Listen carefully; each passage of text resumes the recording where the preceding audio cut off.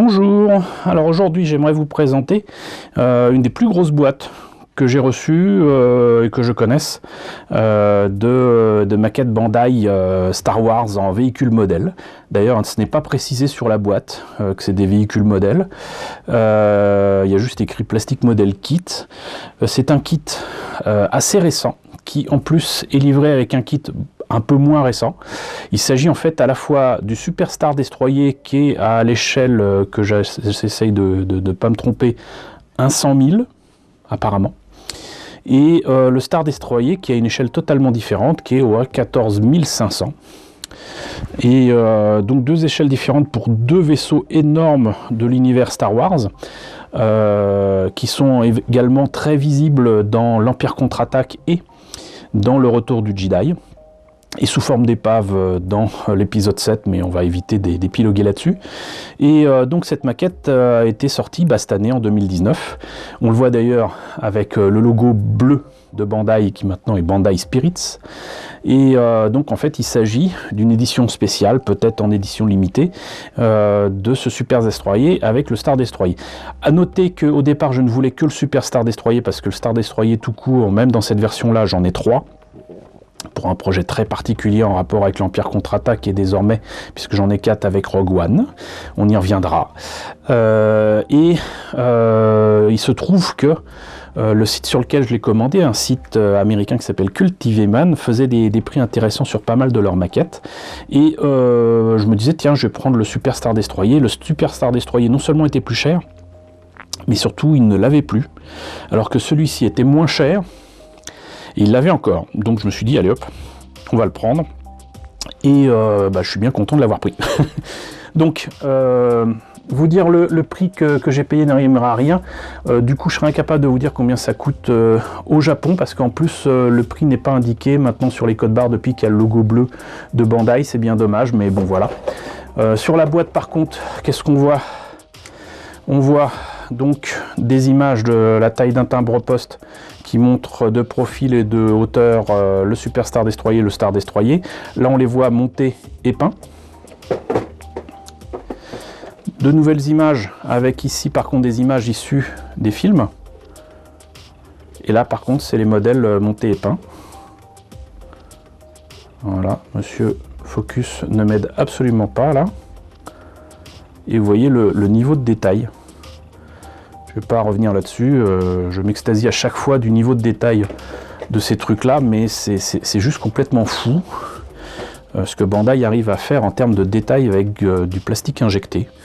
Et c'est du jamais vu. Donc maintenant on a vu la boîte, on va voir ce que ça donne à l'intérieur.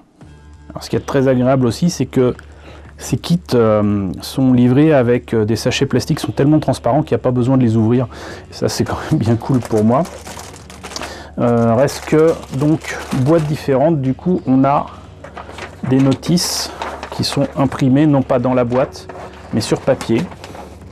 Donc là il y a les instructions de base et là nous avons donc une notice, j'allais dire à l'ancienne,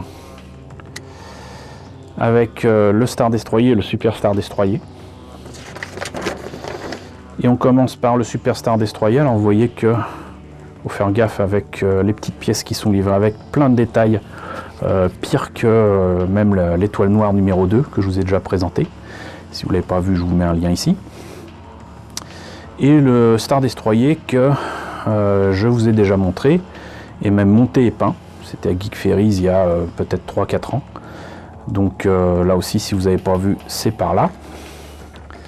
Et donc une fois terminé, c'est supposé donner ça. Et croyez-moi que même si c'est tout petit dans la main, photographié comme ça, on a l'impression que ce sont des modèles de tournage énormes.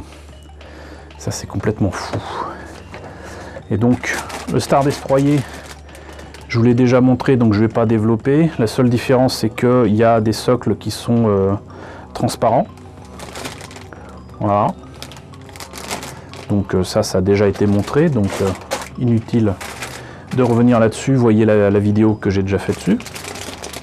Et pour le Super Star Destroyer, vous avez des autocollants pour indiquer ce que c'est comme vaisseau. C'est des gens qui sont capables de se tromper. Et là vous voyez, alors j'espère que Monsieur Focus cette fois-ci va m'aider un petit peu, vous voyez un petit peu le niveau de détail. Vous voyez, par rapport à mon doigt, mes empreintes sont plus grossières que les détails qu'il y a sur ces pièces. C'est complètement dingue. Il y a même des détails là à l'intérieur qu'on verra certainement à peine, voire pas du tout quand ça sera terminé. Et vous voyez le niveau de détaillage aussi sur la surface même de ce vaisseau. Et je pense qu'en fait, un jus assez fin et un brossage à sec permettra de relever ces détails-là, entre guillemets, assez facilement. Mais regardez-moi ça. Regardez-moi ça.